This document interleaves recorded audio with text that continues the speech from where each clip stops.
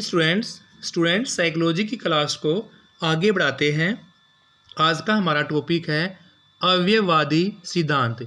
ये कुछ और सिद्धांत हैं, इनको भी हम साथ में कवर कर लेते हैं। क्या नाम है सिद्धांत का, प्रिंसिपल का? अवयववादी सिद्धांत। स्टूडेंट्स, इस सिद्धांत के प्रतिपादक कोहलर, उसके सहयोगी मैक्स वर्दीमर, कुर्तकोफ थे। जो अवयववादी सिद्धांत के विषय में बताया वो जिसका प्रतिपादक कोहलर ने किया था। कोहलर के साथ ही उनके सहयोगी कौन कौन से थे? Max Wertheimer, Kurt Koffka. इसका मत है कि अधिगम पूर्ण से अंश की ओर होता है, यानी कि अवयववादी का मतलब है उसके टुकड़े करके। तो यही मत कोहलर साहब ने दिया कि अधिगम पूर्ण से अंश की ओर होता है, इसीलिए इसको हम गेस्टाल्टवादी सिद्धांत भी कहते हैं। अवयववादी सिद्धांत को गेस्टाल्टवादी सिद्धांत भी कहा जाता है, क्योंकि इस अधिगम को सीखने का जो पैटर्न है वो पूर्ण से अंश की ओर होता है, इसीलिए अवयववादी सिद्धांत का नाम गेस्टाल्टवादी सिद्धांत भी रखा गया। इस सिद्धांत के अनुसार अधिगम का स्थानांतरण तत्वों, शिक्षण की विधियों, शिक्षार्थी की अनुक्रिया, इन सब के संयोजन से प्रभावित होता है।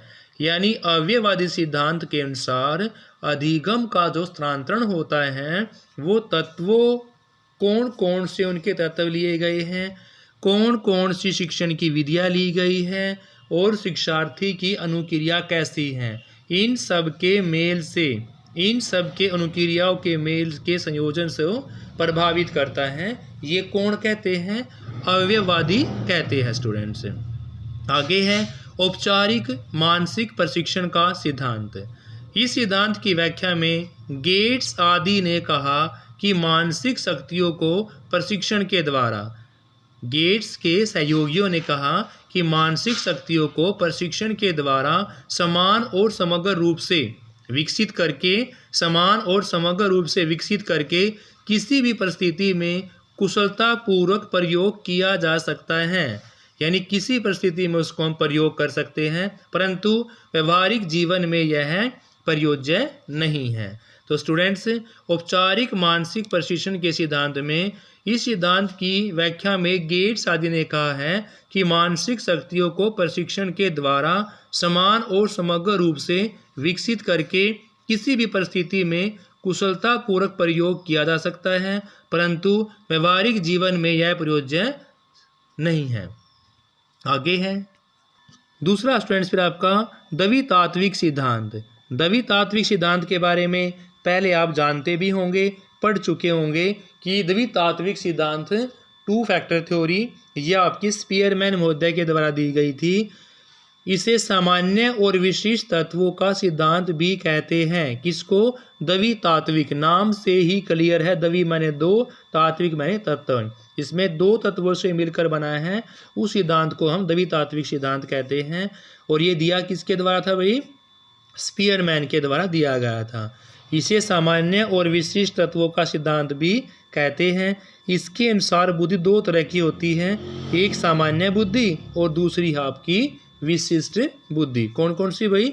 सामान्य बुद्धि और विशिष्ट बुद्धि। स्पीयरमैन के अनुसार स्थानांतरण केवल सामान्य योग्यता का होता है, विशिष्ट योग्यता का तो होता ही नहीं। तो स्पीयरमैन के अनुसार क्या कहा कि जो स्थानांतरण करते हैं वो केवल और केवल सामान्य योग्यता का बदलाव हो सकता है, विशिष्ट योग्यता का स्थानांतरण नहीं होता।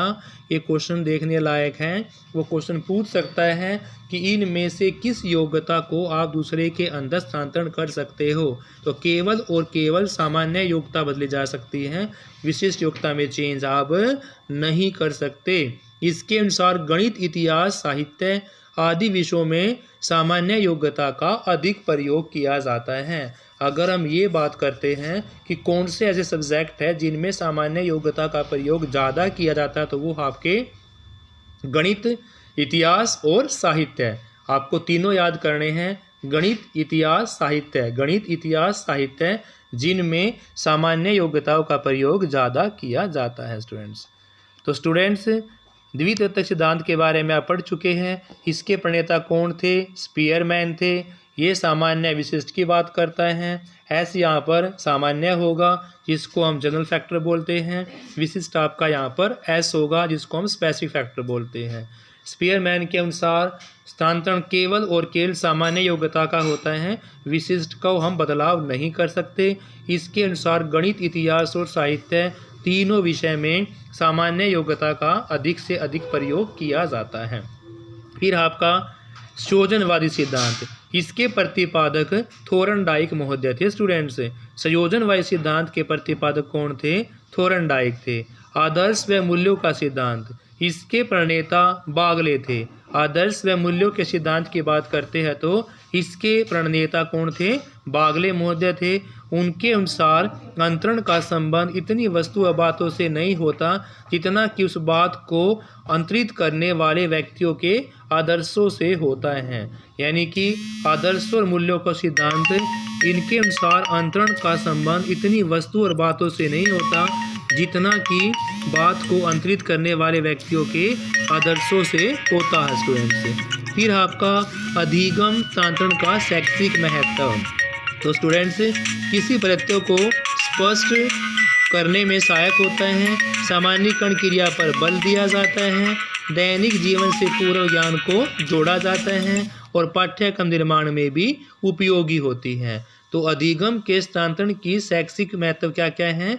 एक तो किसी प्रत्यय को स्पष्ट करने में सहायक होगा, दूसरा सामान्यीकरण की क्रिया पर बल दिया जाएगा और तीसरा दैनिक जीवन से पूर्व ज्ञान को जोड़ा जाएगा और लास्ट है पाठ्य निर्माण में भी उपयोगी होगा। स्टूडेंट्स, इस क्लास में इतना ही, बाकी हम क्लास में करेंगे। Have a nice day. Thank you students, please like the class.